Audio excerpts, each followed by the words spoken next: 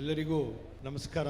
ನಮ್ಮ ಪೂಜ್ಯ ಸ್ವಾಮೀಜಿಗಳ ಆಶೀರ್ವಚನವನ್ನು ಕೇಳಿಸ್ಕೊಂಡಿದ್ದೀವಿ. ಸೇವೆ ಅಂದರೆ ಏನು, ಸೇವೆ ಆಗಬೇಕಾದ್ರೆ ಹೇಗೆ ಹಿಂದೂ ಸಮಾಜ ಇದರ ಜೊತೆಗೆ ಜೋಡಿಸ್ಕೊಂಡಿದೆ ಅಂತ ಪರಮ ಪೂಜ್ಯನೇ ಸ್ವಾಮೀಜಿಗಳು ಸಾವಕಾಶವಾಗಿ ತಿಳಿಸ್ಕೊಟ್ಟಿದ್ದಾರೆ. ವೇದಿಕೆ ಮೇಲಿರುವಂಥ ಪರಮ ಪೂಜ್ಯ ಸ್ವಾಮೀಜಿಗಳಿಗೆ ನಮಸ್ಕರಿಸ್ತಾ ಮತ್ತು ವೇದಿಕೆ ಮೇಲಿರುವಂಥ ಎಲ್ಲ ಹಿಂದೂ ಮುಖಂಡರು ಮತ್ತು ವೇದಿಕೆ ಮುಂಭಾಗದಲ್ಲಿರುವಂಥ ಮಾತಾ ಭಗಿನಿಯರು ಮತ್ತು ನನ್ನ ಹಿಂದೂ ಸಹೋದರರೇ, ನಿಮಗೆ ನಮಸ್ಕಾರಗಳು. ನಾವು ಎಲ್ಲವನ್ನೂ ಈಗ ಯಾವ ರೀತಿಯಾದಂಥ ಕಾರ್ಯಕ್ರಮನ ನೀವು ಪ್ರತ್ಯಕ್ಷದರ್ಶಿಗಳಾಗಿ ನೋಡಿದ್ದೀರಾ. ಹಾಗಾಗಿ ನಾನು ಅದರ ಬಗ್ಗೆ ಹೆಚ್ಚಿಗೆ ಹೇಳಿದೆ.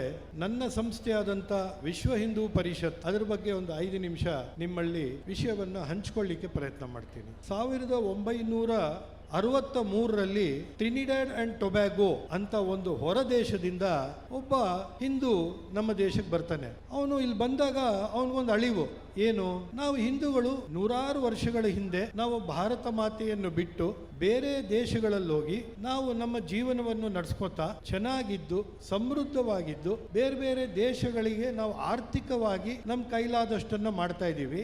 ಇವತ್ತು ನೂರಾರು ವರ್ಷ ಆದ್ರೂ ನಾವು ಹಿಂದೂಗಳಾಗೆ ಉಳಿದಿದ್ದೀವಿ. ಆದರೆ ಇವತ್ತು ನಮ್ಮ ಮನೆಗಳಲ್ಲಿ ಯಾವುದೇ ಹಿಂದೂ ಆಚರಣೆಯನ್ನ ನಡೆಸ್ಕೊಳ್ಳಿಕ್ಕೆ ವ್ಯವಸ್ಥೆ ಇಲ್ಲ. ಒಂದು ನಾಮಕರಣ ಮಾಡಬೇಕು, ಒಂದು ಮದುವೆ ಮಾಡಬೇಕು, ಒಂದು ಮನೆಯ ಇನಾಗ್ರೇಷನ್ ಮಾಡಬೇಕು, ಯಾವುದೇ ರೀತಿಯಾದಂಥ ಹಿಂದೂ ಪದ್ಧತಿಗಳನ್ನ ನಡೆಸ್ಕೊಳ್ಳಿಕ್ಕೆ ನಮ್ಮ ಹತ್ರ ವ್ಯವಸ್ಥೆ ಇಲ್ಲ. ಹಾಗಾಗಿ ನಾನು ವಾಪಸ್ ಭಾರತ ದೇಶಕ್ಕೆ ಬಂದು ನನಗೇನಾದರೂ ಸಹಾಯ ಮಾಡಿ ಈ ಹಿಂದೂ ಆಚಾರ ವಿಚಾರಗಳನ್ನ ನಮ್ಮ ಹೊರದೇಶದಲ್ಲೂ ಇವತ್ತಿಗೂ ನಮ್ಮ ಮಕ್ಕಳಲ್ಲಿ ಇದನ್ನ ತಿಳಿಸುವಂತ ವ್ಯವಸ್ಥೆಗೆ ಸಹಾಯ ಮಾಡಿ ಅಂತ ಕೇಳ್ತಾರೆ. ಅದೇ ಸಮಯದಲ್ಲಿ ಎರಡನೇ ಸರಸಂಘ ಚಾಲಕರಾದಂಥ ಪೂಜನೀಯ ಗೋರ್ವಲ್ ಜಿಯರ್ಕರ್ ಅವರು ಇಡೀ ದೇಶವನ್ನ ಅವರು ಪರ್ಯಟನೆ ಮಾಡಿರ್ತಾರೆ. ಆಗ ಬ್ರಿಟಿಷರು ಆಗ್ತಾನೆ ಹೊರಗಡೆ ಹೋಗಿರ್ತಾರೆ.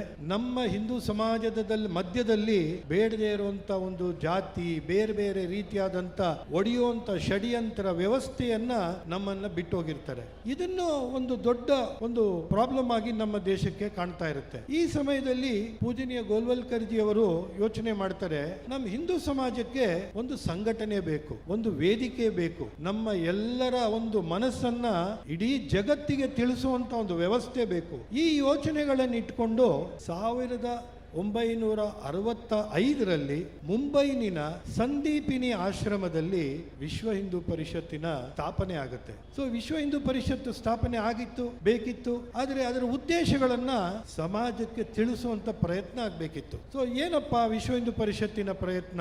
ನ ಹಿಂದೂ ಪತಿತೋ ಭವೇತ್,